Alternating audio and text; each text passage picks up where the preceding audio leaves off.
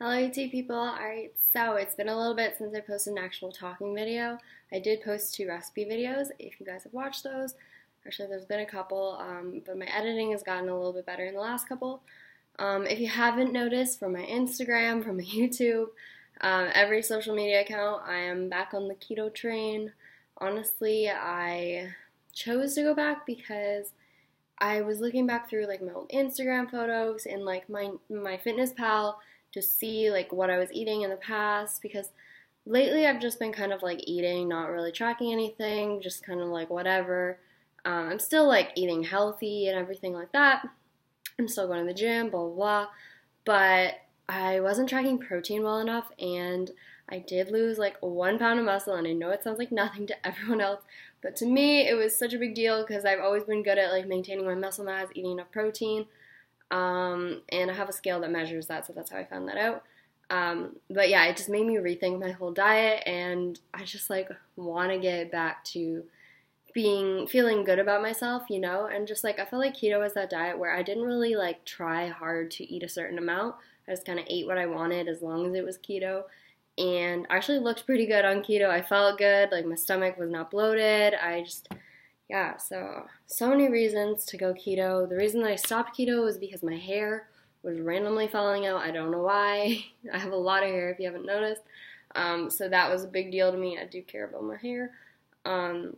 So this time around, just being extra careful, make sure I'm getting enough protein, enough water, like I'm taking my hair supplements still, biotin, collagen, all those things. So that's what I'm going to do this time around. Pray that my hair decides to stay in my head this time, or that it passes, because keto is something I really feel like I could stick with long term, because I do feel good on it. And yeah, anyways, sorry for the rambling. I'm going to actually get to the video because I hate when people do that and they just talk the whole time and don't get into it.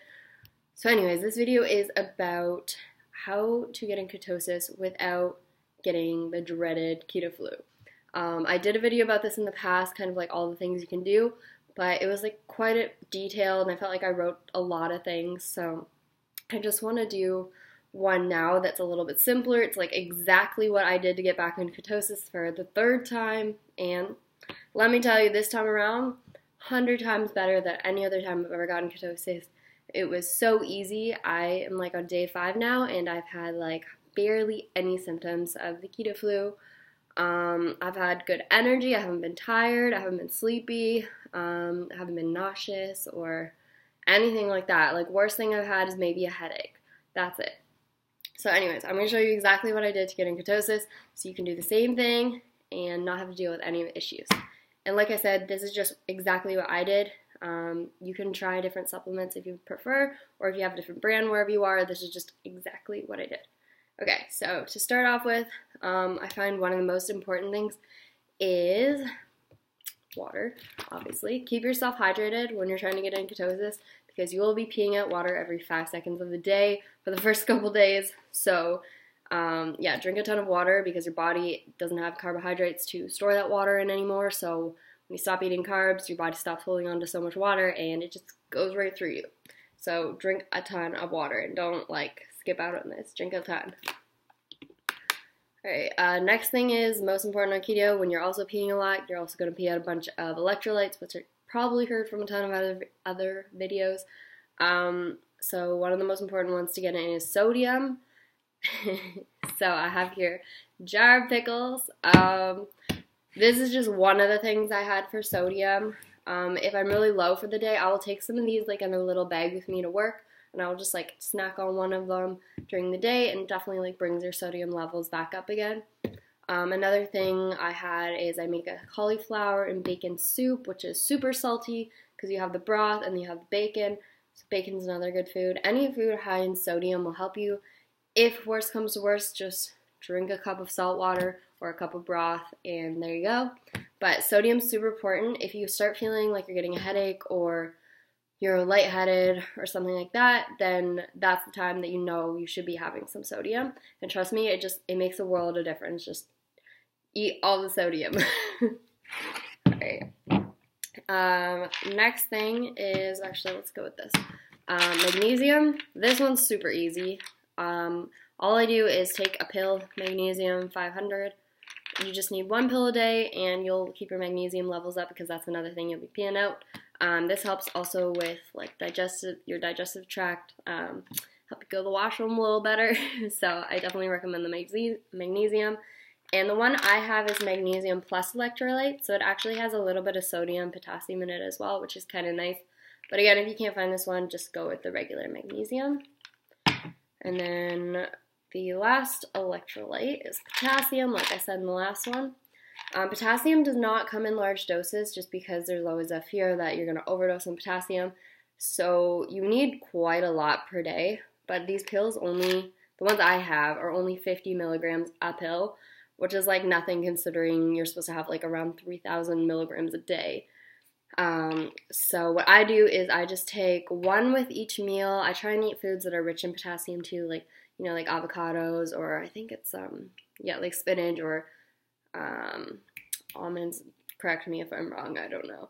But eat a lot of like healthier foods that I know some of them will have some potassium in it, but I still take 1 of these with each meal, and then I also take another one each time I feel like I'm getting like cramps or something like that, because that's what you'll be feeling when you're low on potassium. So this is super easy. I feel like it helps right away as well, which is nice. But yeah, like I said, the pills are so small. The highest I think you can get is like 100 milligrams. So just take a few of these. You're probably not going to overdose on it unless you like decide to take the whole bottle. So yeah, this is what I take for potassium. You can also use no salt. I also have that too. I used to use that in my water. That's the last time I was in ketosis. I used to drink that all the time, but I just find the pills easier and they don't taste horrible. So yeah. Finally, last thing, pretty obvious, eat a ton of fat. Don't really have to explain this one too much, but I like to start early in the morning with my like fattiest, like least carb meal. So I know you're already low on carbs, but your first meal, just try to make it something that's like very low in carbs. Like I'm saying like eggs and bacon and coconut oil. Like this is what I have for breakfast every day now. But it made a big difference because when I was first doing it, like I would have like vegetables with my breakfast and stuff, and some like small carb sources. So I just find it easier to get in ketosis if you're just eating like very fatty for the first few days compared to the rest of the time. You can have a few more carbs after that. But yeah, it's just easier that way. Also, just starting off your day with a coffee with coconut oil is just kind of nice, and it definitely has made a difference for me. Like when I first started, like I said, I didn't do that. And yeah, so those are my things. That's exactly what I did. And I did not experience keto flu, which is amazing because the first time I got into ketosis, I was like, couldn't get out of bed. I was so tired. I was sleeping the whole day away. I wouldn't want to do anything. I had I was so nauseous, like anytime I ate something, it was just horrible. And I had headaches all the time, and I just felt like a zombie. So this is so different, guys. Like, I highly recommend doing it this way. Sorry for making this video longer than I wanted it to be, but I hope this helps you guys out and you try it, because ketosis is great once you're actually in it. Like I said, I'm just getting back into it. I'm nowhere near keto adopted. So that's another video. But yeah, I hope you guys enjoy this, and I'll see you in my next video. Alright, bye.